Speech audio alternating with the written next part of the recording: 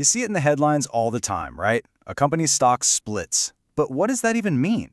Well, today we're going to pull back the curtain on this super common financial move. We'll break down what stock splits are, why they even happen, and most importantly, what they actually mean for you and your portfolio. Let's get right into it. So, you've probably seen the news about tech giant NVIDIA.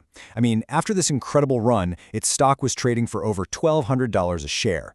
Then, boom, a 10-for-1 split happens, and the price suddenly drops to around $120. So, was this some kind of huge discount, a sign of amazing things to come, or was it just simple math? That's really the core question we're digging into today. To answer that, we've got to start with the basics. So, let's kick things off with a simple question. What is a stock split anyway? At its heart, a stock split is really just a company deciding to change the number of its available shares. And when they do that, it forces a proportional change in the price of each share. Now here's the crucial point. The company's total value, its market cap, doesn't change one bit from the split itself.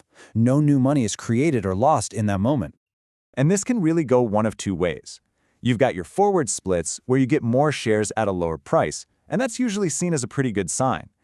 Then you have reverse splits, which do the complete opposite. You end up with fewer shares but at a higher price, which, well, is often a bit of a warning sign. The best way to think about this is the good old pizza analogy. Seriously, it's perfect. A stock split is just like cutting a pizza into more slices. So in a 2-for-1 split, you're basically just cutting every single slice you have in half. You now have twice as many slices, sure, but you don't actually have any more pizza.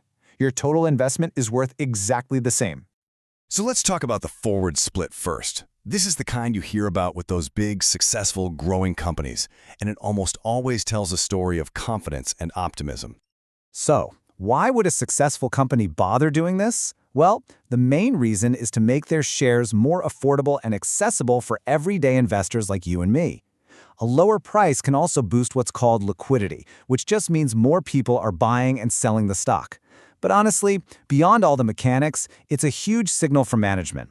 They're basically saying, hey, we're so confident in our future growth that we think the stock price will just climb right back up from this new lower point.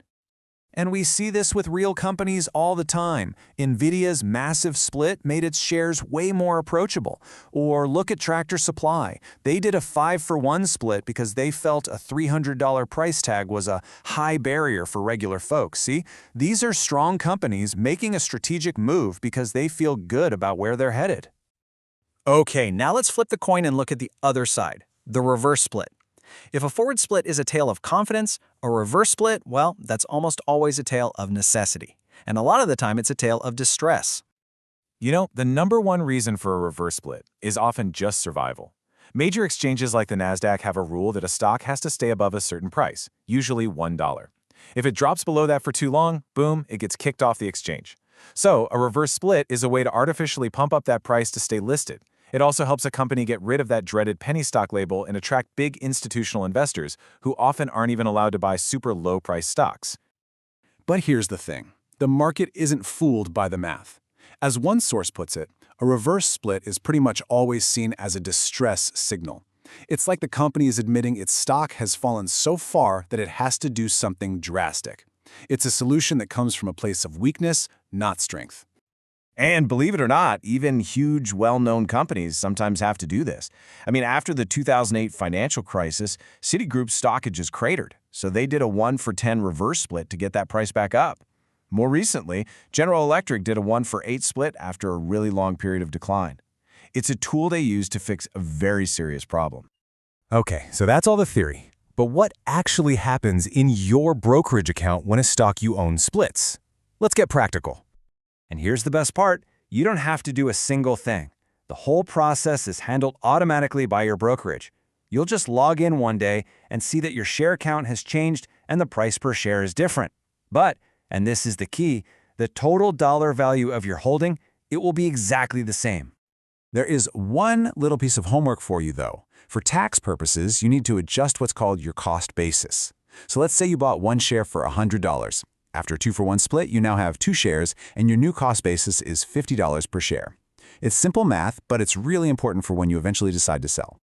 So a question that comes up a lot is, what happens if the split ratio isn't perfect and you're left with like a fraction of a share? In most cases, it's pretty simple. Your brokerage will just sell that little fraction and give you the cash for it. This is called a cash in lieu payment. Just a heads up though, that little bit of cash you get is considered a sale, so it can be a taxable event. Whew, we've covered a lot of ground. So let's boil this all down into the key things you really need to remember as an investor. All right, here's your stock split cheat sheet. First, a split is just math. It doesn't change the fundamental value of a company one bit. Second, a forward split is usually a thumbs up from management, a real sign of confidence. Third, a reverse split is often a red flag, a signal of trouble or a necessity. So the most important thing is to always look past the numbers on the screen and ask, why is the company doing this? That question tells you everything. So the next time you see a headline about a stock split, you'll know exactly what to do. Don't just look at the new price. Ask yourself that critical question.